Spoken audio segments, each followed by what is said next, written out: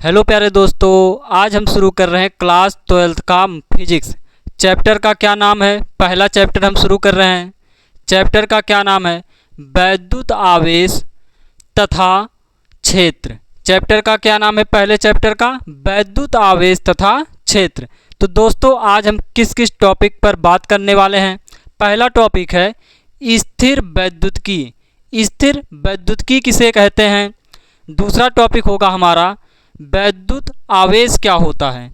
तीसरा टॉपिक हमारा होगा आवेशन किसे कहते हैं। और चौथा टॉपिक होगा हमारा वैद्युत आवेश के मूलभूत गुण। वैद्युत आवेश के मूलभूत क्या गुण होते हैं, यानी कि हम वैद्युत आवेश के गुण के बारे में ही पढ़ेंगे। तो दोस्तों, पहला टॉपिक देखते हैं स्थिर वैद्युतिकी।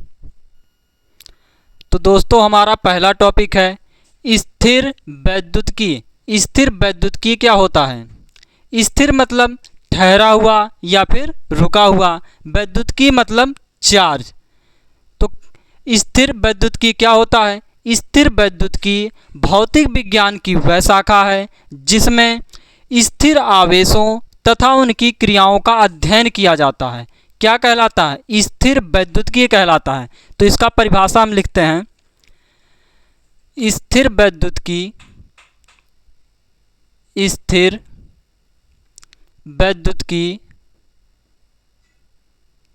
स्थिर वैद्युतिकी स्थिर वैद्युतिकी भौतिक विज्ञान की भौतिक विज्ञान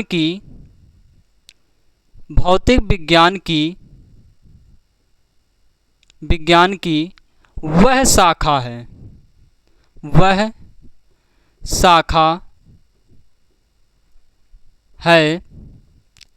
स्थिर वैद्युतिकी भौतिक विज्ञान की वह शाखा है जिसमें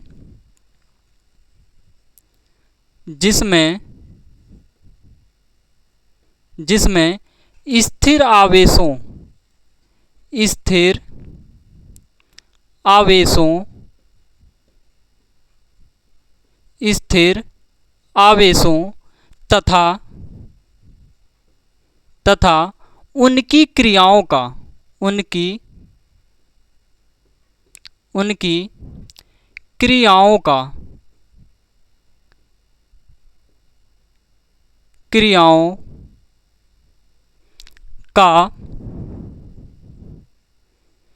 अध्ययन किया जाता है।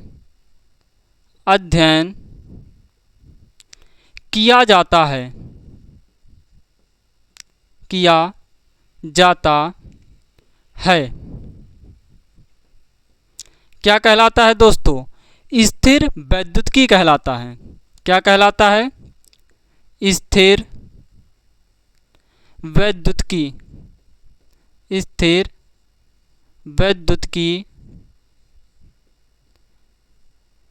वैद्युतिकी कहलाता है।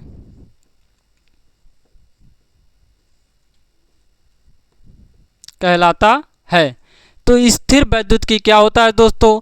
स्थिर वैद्युतिकी भौतिक विज्ञान की वह शाखा है जिसमें स्थिर आवेशों तथा उनकी क्रियाओं का अध्ययन किया जाता है। उसे क्या कहते हैं? स्थिर वैद्युतिकी कहते हैं। स्थिर मतलब ठहरा हुआ या फिर रुका हुआ, वैद्युतिकी मतलब चार्ज। तो अब दोस्तों देखते हैं अगला टॉपिक। तो दोस्तों, अगला टॉपिक है वैद्युत आवेश। वैद्युत आवेश क्या होता है? किसी पदार्थ का वह गुण जिसके कारण वह किसी वस्तु को आकर्षित या फिर प्रतिकर्षित करता है, उसको क्या कहते हैं? वैद्युत आवेश कहते हैं। तो इसकी परिभाषा लिखते हैं।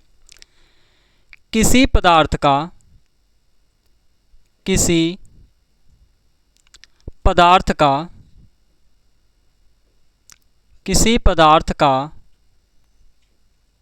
वह गुण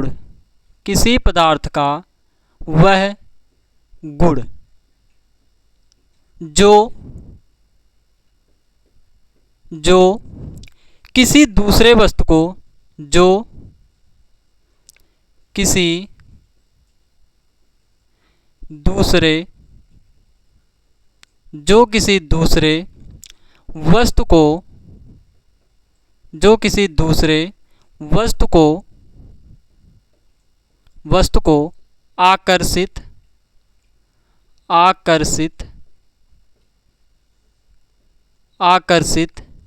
या फिर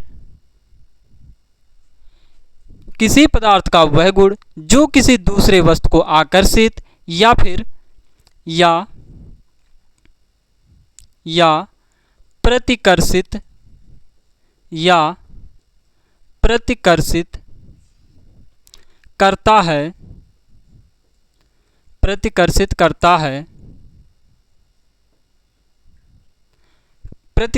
करता है तथा विद्युतमय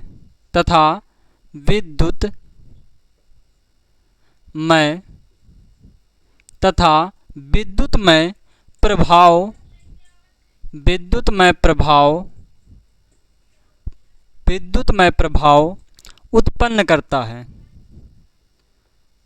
विद्युतमय प्रभाव उत्पन्न करता है। किसी पदार्थ का वह गुण जो किसी दूसरे वस्तु को आकर्षित या प्रतिकर्षित करता है तथा विद्युतमय प्रभाव उत्पन्न करता है, उसे क्या कहते हैं? वैद्युत आवेश कहते हैं। उसे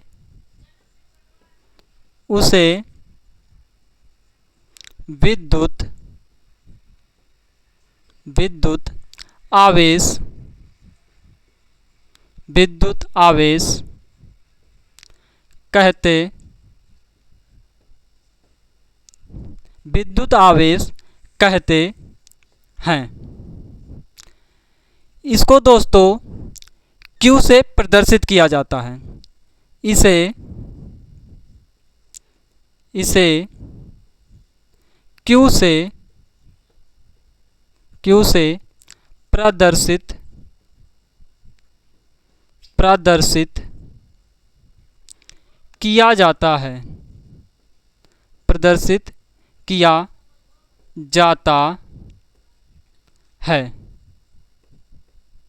प्रदर्शित किया जाता है।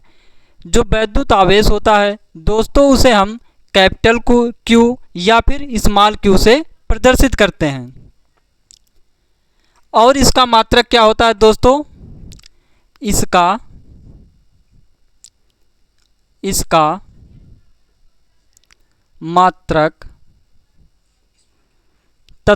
मात्रक कूलाम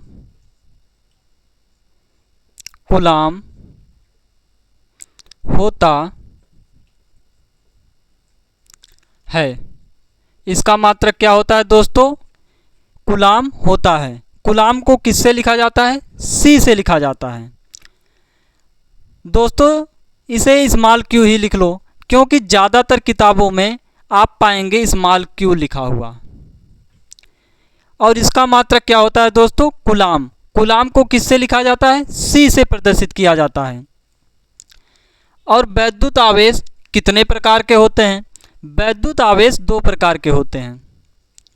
वैद्युत आवेश दो प्रकार के होते हैं। वैद्युत आवेश कितने प्रकार के होते हैं दोस्तों? दो प्रकार के होते हैं। पहला धनात्मक आवेश। क्या होता है? धनावेश। पहला होता है धनावेश और दूसरा होता है ऋणावेश।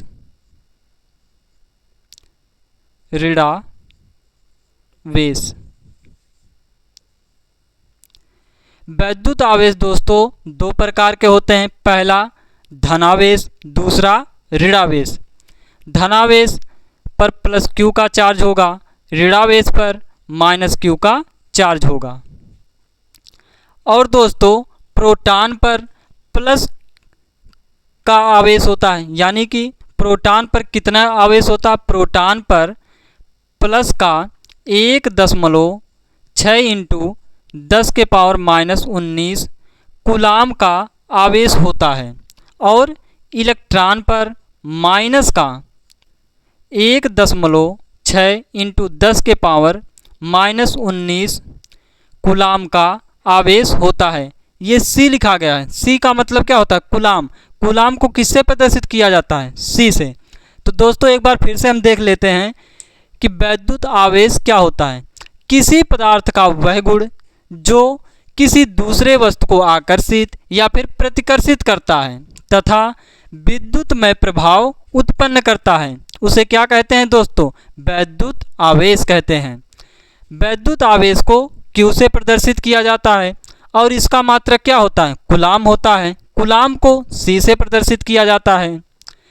वैद्युत आवेश दो प्रकार के होते हैं। कौन कौन? धनावेश और ऋणावेश। तो दोस्तों इसको स्क्रीनशॉट लेना हो ले लो। इसके बाद हम देखते हैं सजातीय आवेश क्या होते हैं और विजातीय आवेश क्या होते हैं। तो दोस्तों देखते हैं सजातीय आवेश क्या होता है और विजातीय आवेश क्या होता है। सजातीय आवेश का मतलब है कि समान आवेश। विजातीय आवेश का मतलब है अलग अलग आवेश। तो लिखेंगे दोस्तों सजातीय आवेश क्या होता है? सजातीय आवेश क्या होता है? सजातीय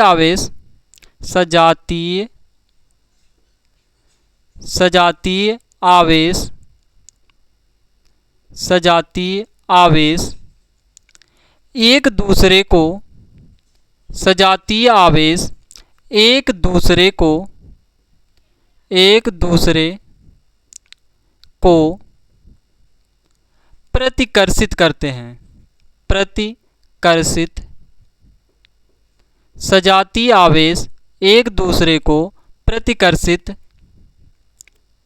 करते हैं। सजातीय आवेश एक दूसरे को प्रतिकर्षित करते हैं। जबकि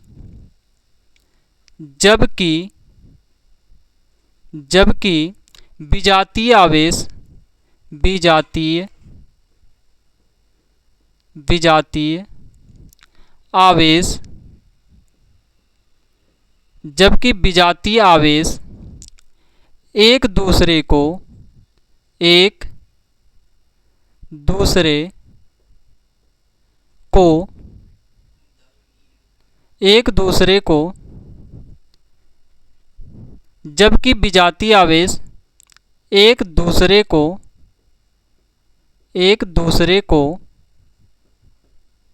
एक दूसरे को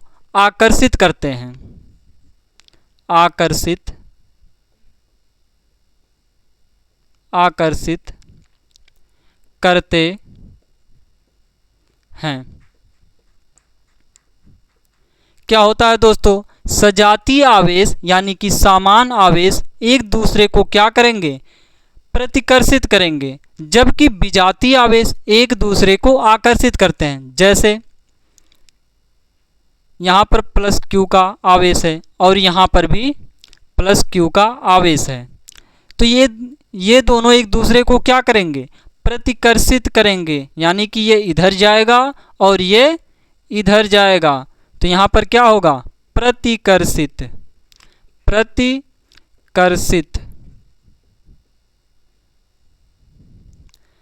अब विजातीय का उदाहरण लेते हैं। जैसे यहाँ पर है प्लस Q का आवेश और यहाँ पर है माइनस Q का आवेश। यहाँ पर कैसा आवेश है? प्लस Q का आवेश है, यहाँ पर माइनस Q का आवेश है। तो ये दोनों एक दूसरे को क्या करेंगे? आकर्षित करेंगे एक दूसरे को। तो यहाँ पर हो जाएगा आकर्षित। एक दूसरे को क्या करेंगे? आकर्षित। एक दूसरे को आकर्षित करेंगे। जब दोस्तों समान आवेश होंगे यानी कि प्लस प्लस होंगे तो वो एक दूसरे को क्या करेंगे? प्रतिकर्षित करेंगे। जब एक प्लस का होगा दूसरा माइनस का होगा तब क्या करेंगे? एक दूसरे को आकर्षित करेंगे। अगर पहला भी माइनस का हो और दूसरा भी माइनस का हो तब भी एक दूसरे को प्रतिकर्षित ही करेंगे। दोस्तों धनावेश पर धनावेश पर धनावेश पर इलेक्ट्रॉन की कमी होती है। इलेक्ट्रॉन की कमी होती है। जबकि जबकि जबकि ऋणावेश पर ऋणावेश पर ऋणावेश पर ऋणावेश पर इलेक्ट्रॉन की ऋणावेश पर इलेक्ट्रॉन की अधिकता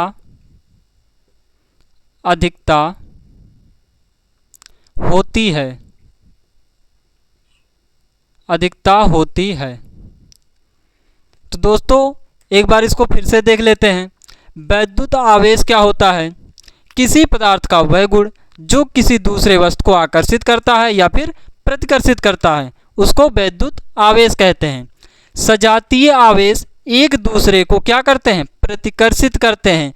जबकि विजातीय आवेश क्या करते हैं? एक दूसरे को आकर्षित करते हैं। जो धनावेश होते हैं दोस्तों, उस पर इलेक्ट्रॉनों की कमी होती है, जबकि जो ऋणावेश होते हैं उन पर इलेक्ट्रॉनों की अधिकता होती है। तो ये हो गया दोस्तों वैद्युत आवेश। अब दोस्तों देखते हैं अगला टॉपिक। तो दोस्तों अगला टॉपिक देखते हैं विद्युत। दोस्तों विद्युत क्या होता है? वह ऊर्जा विद्युत होती है जिसके कारण किसी पदार्थ में हल्की वस्तुओं को आकर्षित करने का गुण उत्पन्न हो जाता है। क्या कहलाता है? विद्युत।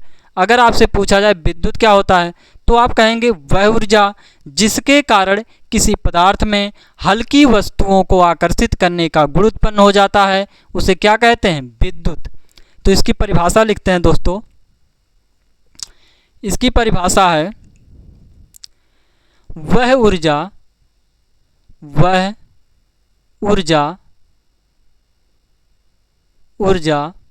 जिसके कारण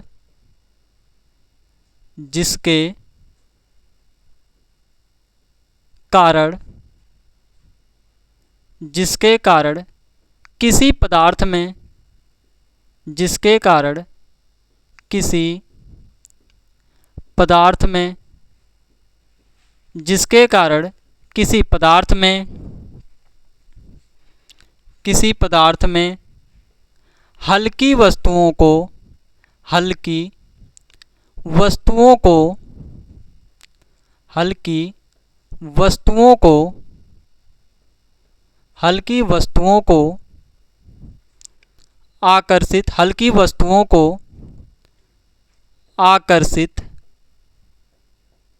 हल्की वस्तुओं को आकर्षित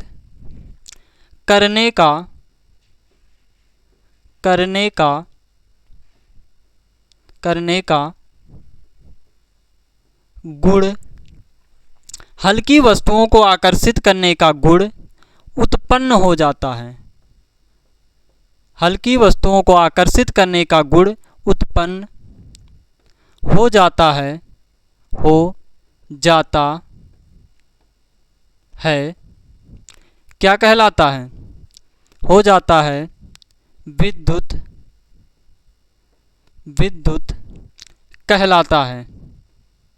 विद्युत कहलाता है। तो दोस्तों विद्युत किसे कहते हैं? वह ऊर्जा जिसके कारण किसी पदार्थ में हल्की वस्तुओं को आकर्षित करने का गुण उत्पन्न हो जाता है, उसे क्या कहते हैं? विद्युत कहते हैं। अब दोस्तों अगला टॉपिक देखते हैं आवेशन। आवेशन क्या होता है? लिखेंगे आवेशन।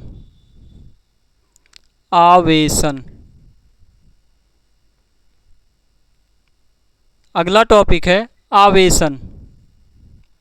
आवेशन क्या होता है? आवेशन दोस्तों वह प्रक्रिया होती है जिसमें किसी पदार्थ में घर्षण द्वारा आवेशित किया जाता है। आवेशन क्या होता है? आवेशन वह प्रक्रिया है जिसमें किसी पदार्थ को घर्षण द्वारा यानी कि रगड़ कर आवेश उत्पन्न किया जाता है। क्या कहलाता है? आवेशन कहलाता है। तो लिखेंगे आवेशन आवेशन, आवेशन वह प्रक्रिया है, आवेशन वह प्रक्रिया, आवेशन वह प्रक्रिया है, वह प्रक्रिया है जिसमें, जिसमें आवेशन वह प्रक्रिया है जिसमें, जिसमें जिसमें किसी पदार्थ को, जिसमें किसी पदार्थ को, जिसमें किसी पदार्थ को, किसी पदार्थ, जिसमें किसी पदार्थ को, जिसमें किसी पदार्थ को घर्षण, घर्षण द्वारा आवेशित, आवेशित, जिसमें किसी पदार्थ को घर्षण द्वारा आवेशित किया जाता है, आवेशित किया जाता है, जिसमें किसी पदार्थ को घर्षण द्वारा आवेशित किया जाता है उसे क्या कहते हैं? उसे आवेशन, आवेशन कहते, कहते हैं। आवेशन क्या होता है दोस्तों? आवेशन वह प्रक्रिया है जिसमें किसी पदार्थ को घर्षण द्वारा आवेशित किया जाता है, आवेशन कहलाता है। इसमें क्या होता है दोस्तों? इलेक्ट्रॉनों का स्थानांतरण होता है। इसमें इलेक्ट्रॉनों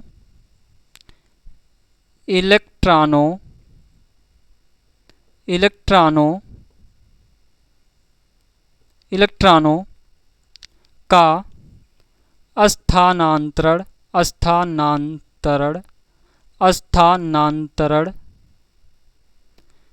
इसमें इलेक्ट्रॉनों का क्या होता है दोस्तों? इसमें इलेक्ट्रॉनों का स्थानांतरण होता है। इसमें इलेक्ट्रॉनों का स्थानांतरण, इसमें इलेक्ट्रॉनों का स्थानांतरण होता है।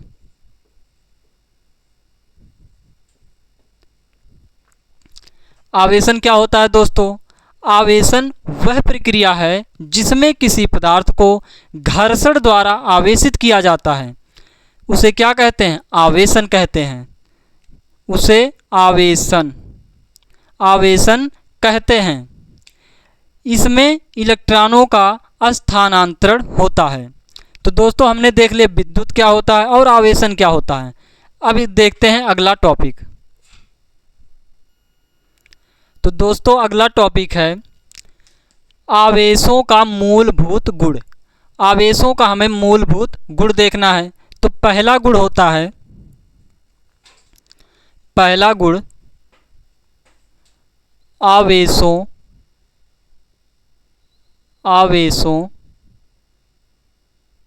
की योज्यता, आवेशों की योज्यता। वैद्युत आवेश का मूलभूत गुण में पहला गुण है आवेशों की योज्यता। दूसरा गुण है आवेश का संरक्षण, आवेश का संरक्षण। दूसरा गुण क्या है? आवेश का संरक्षण। तीसरा गुण है आवेशों का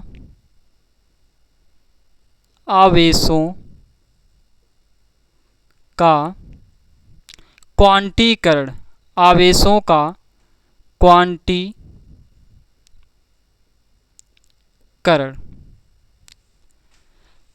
आवेशों का क्वांटीकरण। वैद्युत आवेश के मूलभूत गुण कितने हैं? ये तीन। आवेशों की योज्यता पहला हो गया। दूसरा है आवेश का संरक्षण, तीसरा है आवेशों का क्वांटीकरण। तो दोस्तों हम पहला देखते हैं आवेशों की योज्यता। तो दोस्तों अब देखते हैं आवेशों की योज्यता। आवेशों की योज्यता क्या होती है? मान लो कोई निकाय, मान लो ये कोई निकाय है, यह कोई एक निकाय है, तो इसमें बहुत सारे कण होंगे। हमने मान लिया कुछ इसमें कण ऐसे हैं,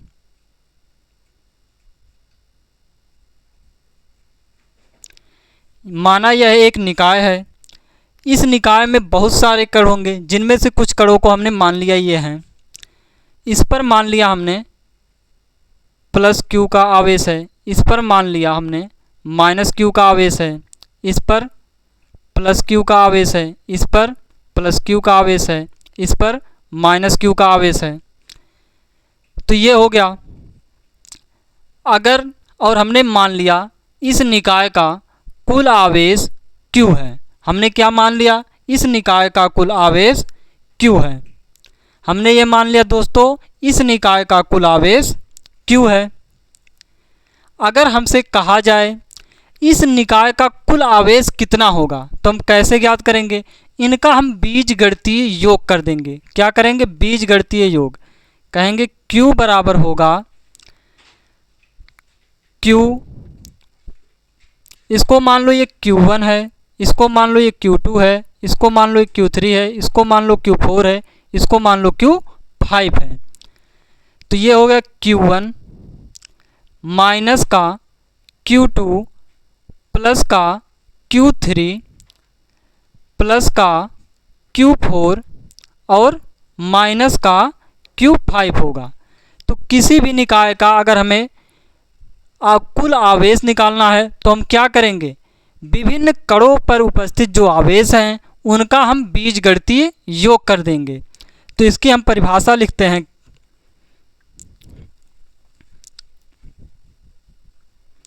लिखेंगे किसी भी निकाय का कुल आवेश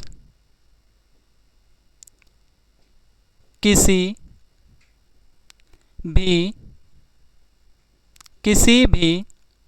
भी निकाय का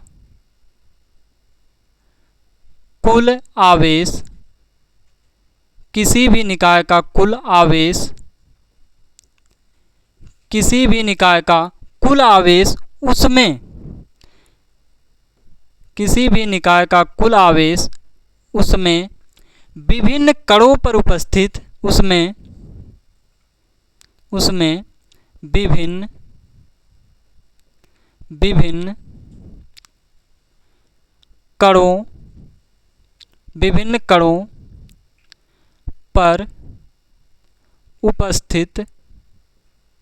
विभिन्न कणों पर उपस्थित आवेशों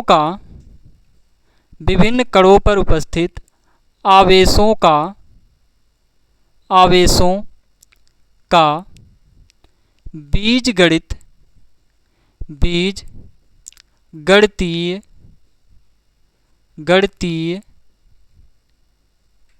बीजगणितीय योग होता है। बीजगणितीय योग के बराबर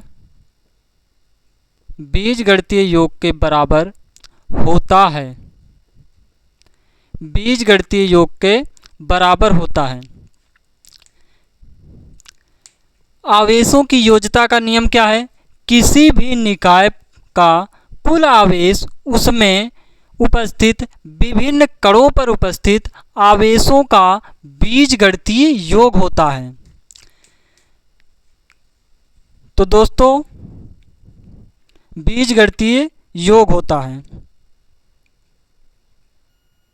तो दोस्तों आवेशों की योज्यता का नियम क्या है?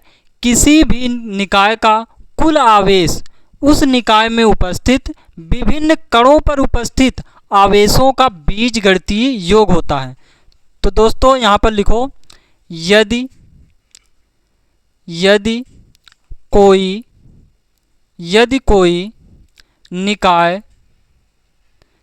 कोई निकाय n कणों से n कणों से n कणों से मिलकर n कणों से मिलकर बना हो तब उस निकाय का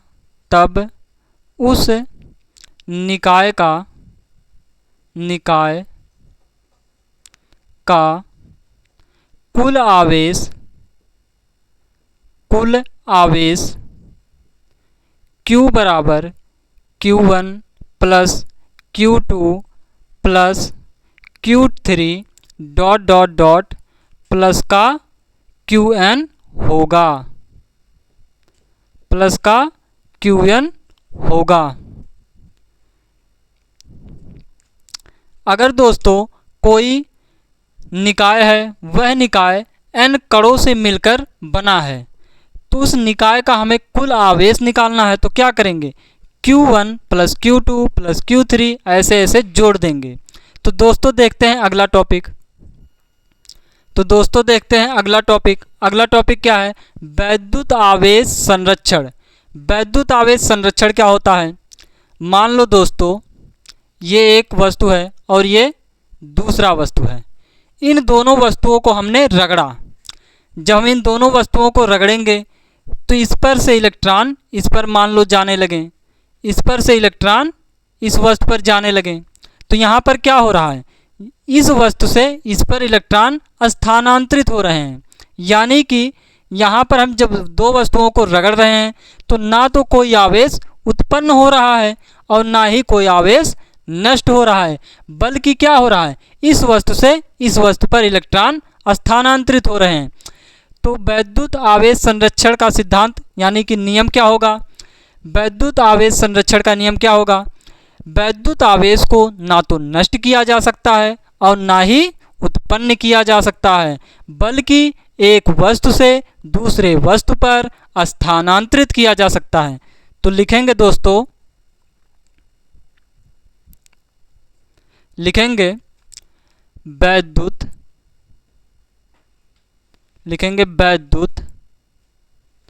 आवेश को वैद्युत आवेश को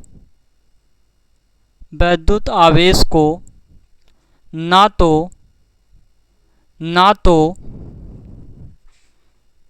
वैद्युत आवेश को ना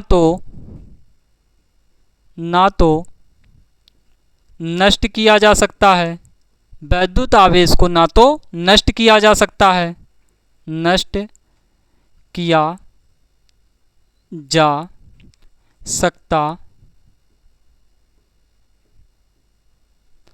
वैद्युत आवेश को ना तो नष्ट किया जा सकता है और ना ही उत्पन्न किया जा सकता है, उत्पन्न किया जा सकता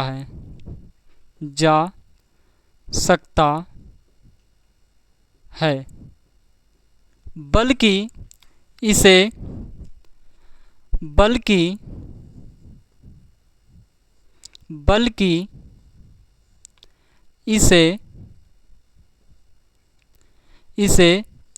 एक वस्तु से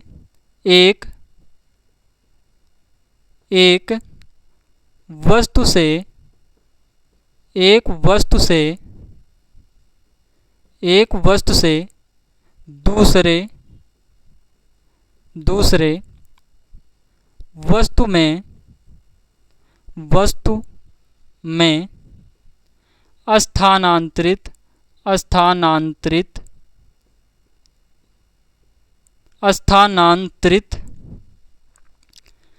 बल्कि एक वस्तु से दूसरे वस्तु में स्थानांतरित किया जा सकता है, एक वस्तु से दूसरे वस्तु में स्थानांतरित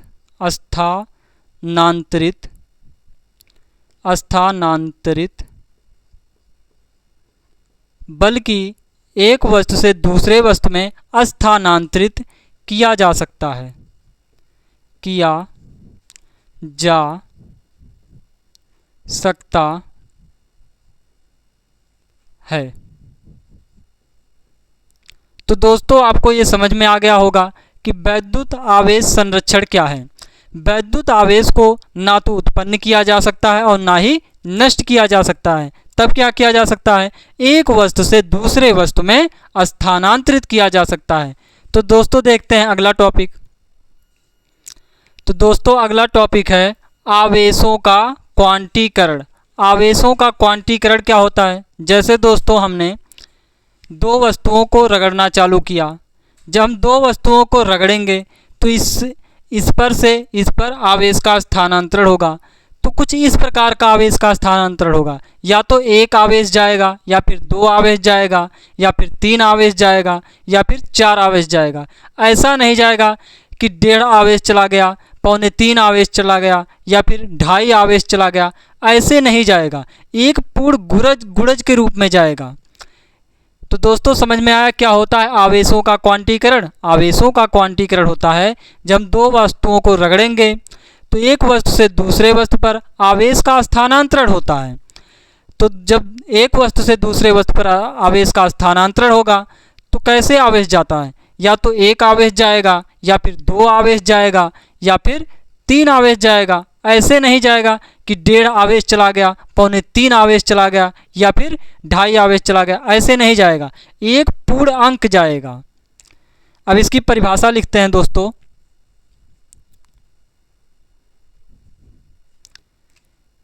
इसकी परिभाषा लिखते हैं, किसी भी आवेशित कण पर किसी भी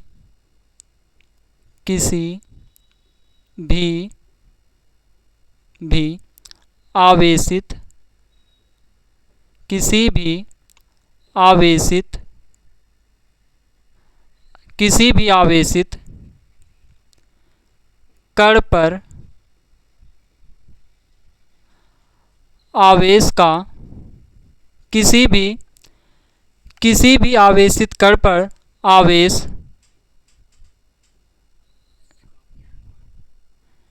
किसी भी आवेशित कण पर आवेश का कुल मान मूल आवेश का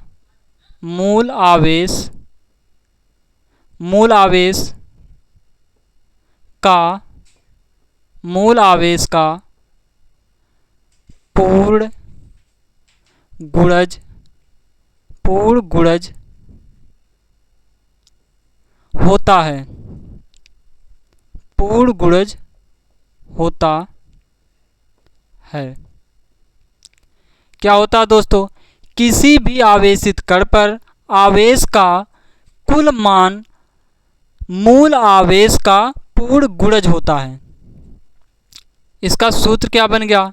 Q बराबर प्लस माइनस का NE। तो ये क्या सूत्र हो गया दोस्तों? Q बराबर प्लस माइनस का NE। जो आवेश होता है दोस्तों किस रूप का जाता है? आवेश होता है एक वस्तु से दूसरे वस्तु पर जब स्थानांतरित होता है तो किस रूप में जाता है? आवेश प्लस माइनस का एक आवेश, प्लस माइनस का दो आवेश, प्लस माइनस का तीन आवेश के रूप में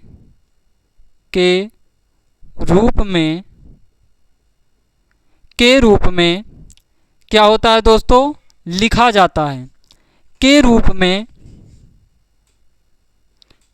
रूप में लिखा जाता है। जो आवेश होता है दोस्तों वो प्लस माइनस का एक आवेश, प्लस माइनस का दो आवेश, प्लस माइनस का तीन आवेश के रूप में लिखा जाता है। के रूप में लिखा जाता है। लेकिन क्या होता है दोस्तों? लेकिन लेकिन जो आवेश होता है उसको इस रूप में नहीं लिखा जाता। 2/3 आवेश या फिर 4/5 आवेश के रूप में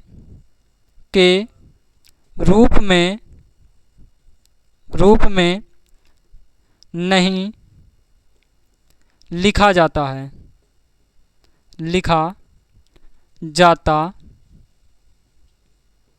है, तो दोस्तों आपको समझ में आया कि वैद्युत आवेश का क्वांटीकरण क्या होता है। किसी भी आवेशित कण पर आवेश का कुल मान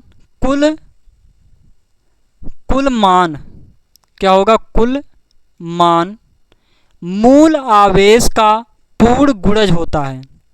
मूल आवेश का पूर्ण गुणज होता है। तो Q बराबर क्या हो गया? प्लस माइनस का Ne। क्या हो गया दोस्तों? प्लस माइनस का Ne। जो आवेश होता है दोस्तों प्लस माइनस का 1 आवेश प्लस माइनस का 2 आवेश के रूप में लिखा जाता। ऐसे नहीं लिखा जाता कि 2/3 आवेश या 4/3 आवेश या 2.5 आवेश, ऐसे नहीं लिखा जाता है। तो दोस्तों ये हो गया, आज इतना ही। दोस्तों अगर नोट बनाना चाहें तो हमारे वीडियो से बना सकते हैं, या फिर दोस्तों इसका नोट टेलीग्राम पर मिल जाएगा। ये देखो दोस्तों, ये आपके लिए नोट बनाया गया है। लेकिन ये दोस्तों टेलीग्राम पर कब मिलेगा? जब ये चैप्टर पूरा हो जाएगा। तो दोस्तों अगर वीडियो अच्छा लगा हो तो लाइक, सब्सक्राइब, कमेंट ज़रूर करें। Thank you.